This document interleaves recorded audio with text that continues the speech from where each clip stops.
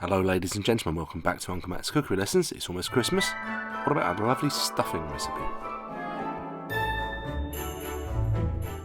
So you can see the ingredients that I've chosen for this stuffing presented nicely on a board. And that is a shop-bought dried bread and sage and onion stuffing mix, which is extremely popular over here in Great Britain. And I followed the instructions on the packet, how much water to add to it. I know it's boiling water because it will hydrate more quickly, but we're going to sex this up a little bit. We're going to make it super Christmassy. So some extra onion and sage, and with the onion just dicing it up, and don't waste the bit around the root there, that's wasteful. Get all that in there, and we're going to soften those onions in some unsalted butter over a low to medium heat, and a little pinch of salt in there. It speeds up the cooking process. It draws out some of the moisture and gets on with it. So a few minutes just to get those softened. They don't have to be browned, into the now well hydrated breaded stuffing mixture. So it's taking shape here, but I like to have a sausage based stuffing. I like mine to be meaty, and if you can't find just regular or ready to go sausage mixture, then just buy some sausages of your choice and remove the outer skins. That's some fresh sage which I've chopped up. So that's going in. Basically, it's all going to go in. And apple, I thought that will make a very, very sweet addition to this stuffing, which, to be honest with you, I think could be the star of the show. Yeah, you got the turkey on the table, and there will be another video to follow, a dry brined roast turkey, but, I think this is even better. And with those chestnuts there, they're already cooked ones. I sort of just broke them up a bit with my hands, but I wanted there to be some whole pieces and some small pieces in there.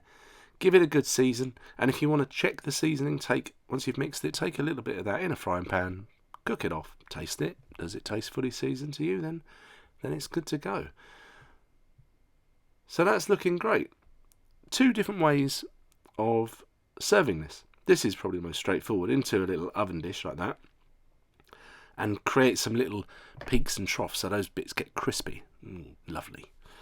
Another way, this is a more restaurant-y style way. It's very convenient when you're in restaurants and you're doing this for hundreds of people every day. But form it into a nice cylinder on some oiled baking parchment. Get some damp hands, because then you don't get all messy. And you can form that into a nice cylinder or log, a Yule log if you like. And roll that up with the parchment. And now we're going to do a double layer of aluminium foil. Yes, aluminium. That's how it's said. So there's one layer, and scrunch it up again at the ends, so it's going to look like a nice Christmas cracker. And I think actually we only have Christmas crackers in the UK, so you might be going, what's a Christmas cracker? Well, it's a little gift we have on the table. You pull it and it has a little bang, and it's usually got a joke and a little cheap toy in there. Very nice. And a hat to wear. Anyway, while I was waffling there, what I did, I put a little bit of extra sage, a bit of olive oil on top of the oven dish, so that's going to crisp up on the top. A nice roasting tray for the stuffing, because it's going to leak bits of juice and you don't want to make a mess in your oven. 30 to 40 minutes later, I think that was at 190 Celsius, which is about 375 Fahrenheit, to cook it. And you want to make sure your internal temperature is at least over 75, which is about 165. And there you go, that's that one. That looks nice. Straight on the table with that bosh, and everyone's going to go, yeah, I want the stuffing, not the turkey, because it's that good. But this is the next day. This is the log one, obviously. You can tell it's the log one. And I'm carving it cold.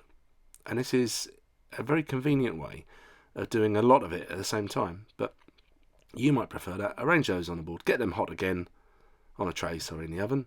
And there you go. A couple of different ways of doing stuffing. And I think you might really like that and feel all Christmassy. So thank you very much for watching this one. There will be more Christmas videos to come. And I'll catch you really soon. Bye.